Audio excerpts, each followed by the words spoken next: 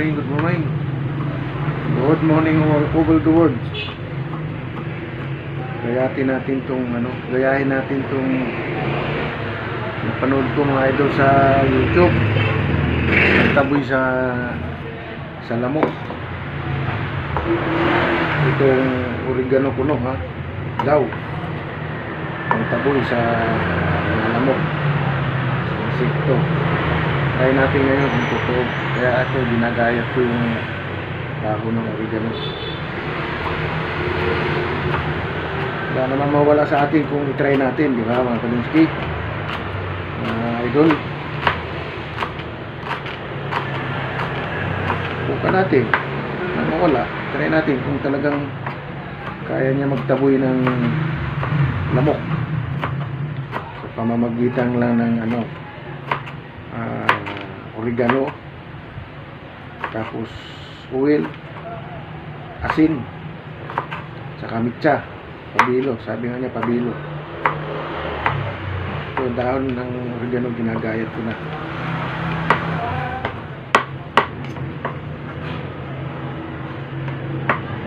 Masarap na gayahin natin. Napanood natin sa YouTube. Ito lang maganda ng channel nun, pero nakasubscribe ako nun sa kanya. Gayahin natin. Nang mawala. Lapit na natin matapos gayatin, guys, mga idol. Tingnan lang.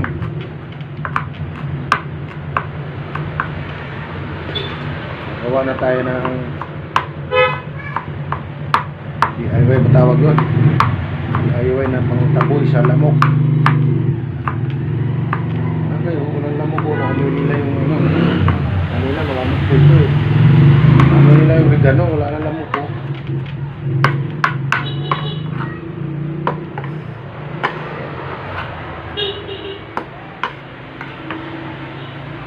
Ito na guys, yung ginayat nating oregano. Mamaya natin ito. Itambog natin sa mantika. Okay. So guys, sabi to sa napanood ko, ito is 1. Ito oil, 1 yung oregano. Ito try lang natin, 1 lang muna siya. 1 lang muna ang gagawin ko para hindi masayang.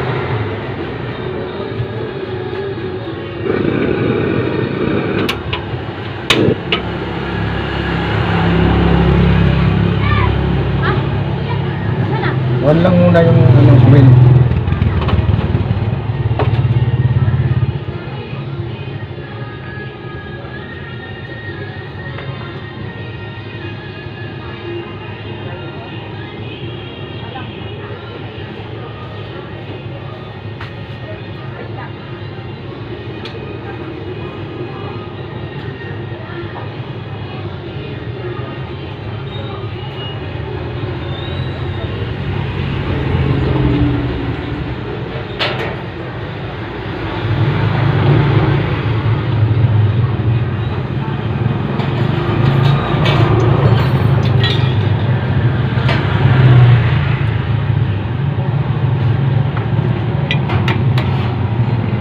Sukatin din natin mga ski.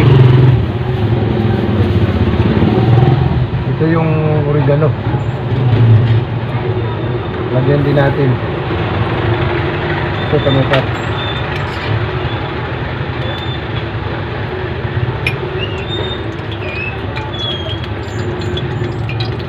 Yan.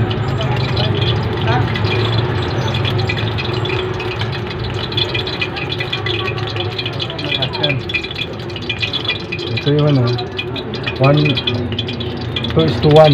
Kaya kalahati lang muna. 1 itong cup, kalahati yung oregano.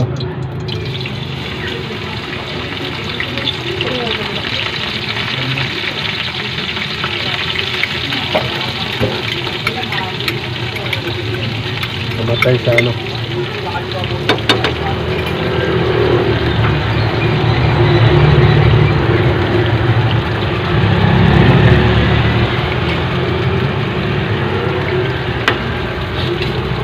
lang natin ito mga kadungski kung totoo talaga.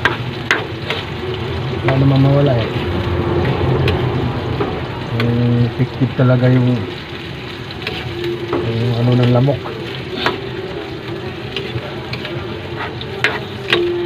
Tapos ano ito, sasalain natin.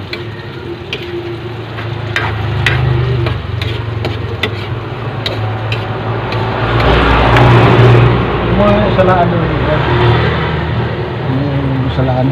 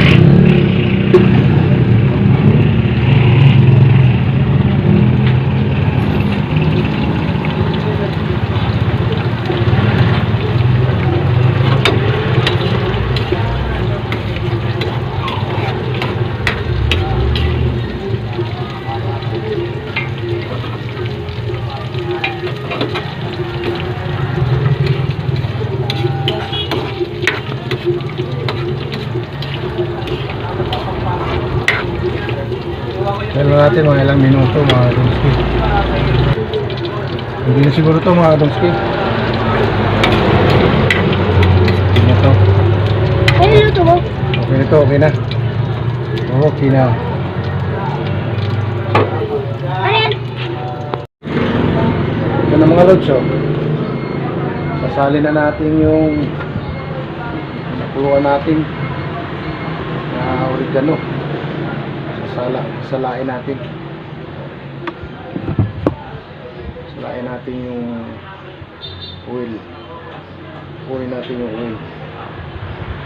Merong ano ron? Meron no ano ron? Sandok. Ito oh, sala na natin. Sandok pero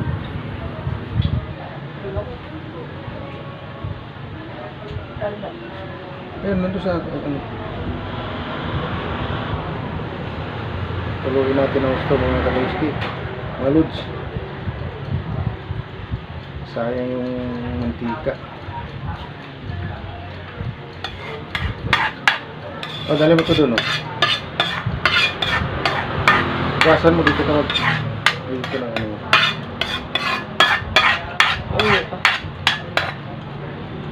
Balik mo yung basahan mo. Ay, ito na, nasali na natin mga kadungski.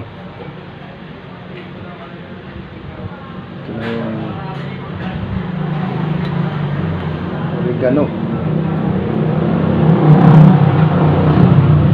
Tuloy muna natin. Gusto na yun ba? Parang malabo ah. Parang malabo ah.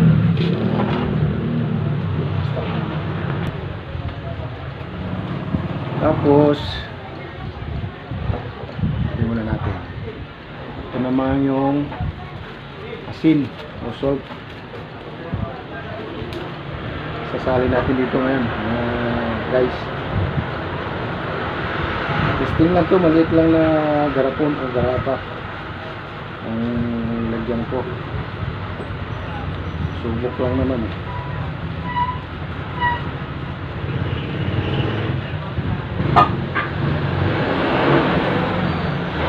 Naman natin sasalin natin kasi marami, masyadong marami. Kunti lang. Kaya natin ang butas.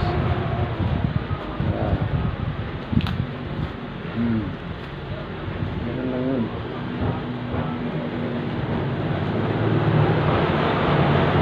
Wala sa pagsubok. Kung makakaalis naman ng lamok eh. Bakit hindi?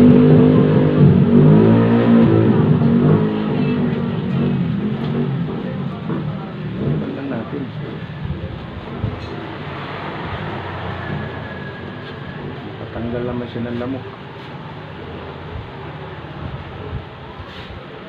Ano na siguro? 3/4 na asin.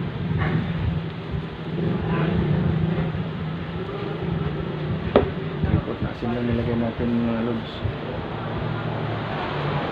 Tapos isa natin yung natapon.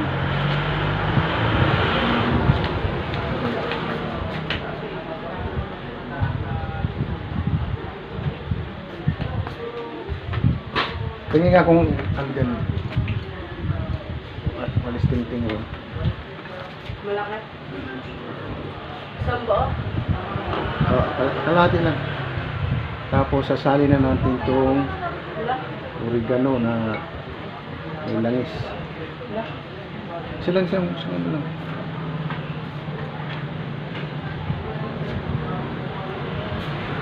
Handa lang muna natin bumaba. Bumaba yung langis sa ilalim ng asin. Kaya handa natin siya bumaba.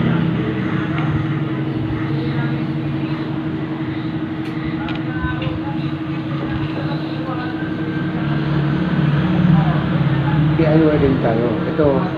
Ito gagamitin natin mitsa. O sabi niya tawag sa Bisaya. Mitsa tawag dito, gas, ano tawag sa Bisaya nito?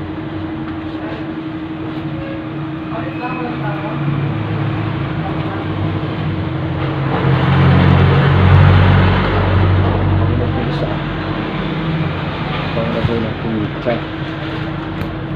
Tapos handa tayo ng isang walis ting-ting. Ikot-ikot natin. Nakita nyo, ikot-ikot ko yung mitsa.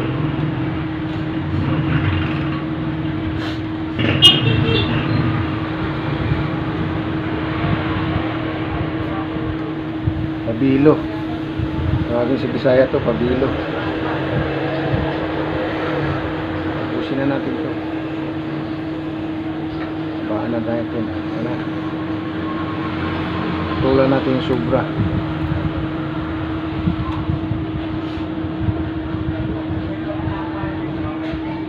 Kailangan natin bumaba sa ilalim yung langis. Napit ang bumaba. Lagyan natin siya. Gusto natin yan.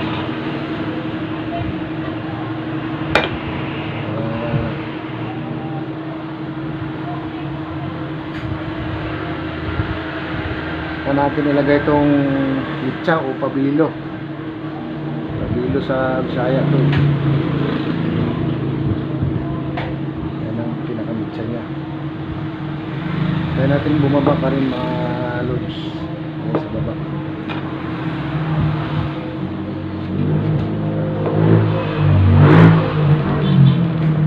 Natira pang konti. Lagyan natin.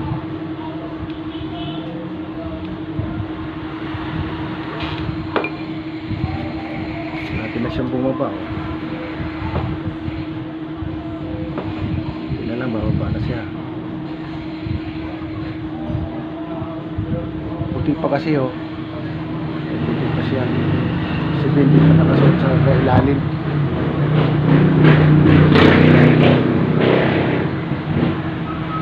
Hindi pa siya naka-absorb sa ilalim.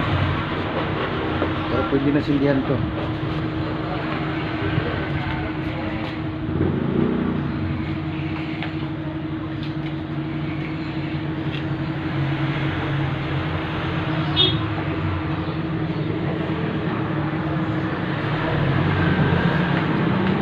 Subok lang kung totoo.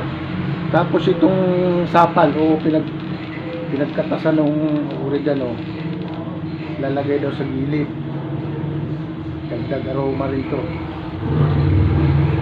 Pag may tapon itong yung pinakasapal ng oregano, dagdag amoy rito. Dagdag aroma. tusok.